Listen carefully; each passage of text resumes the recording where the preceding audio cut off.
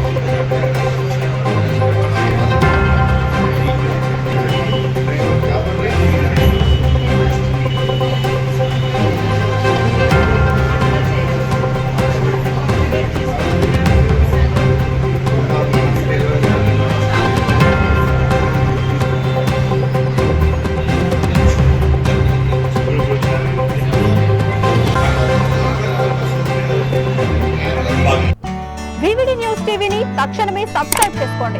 Notification కోసం bell icon click చేయండి.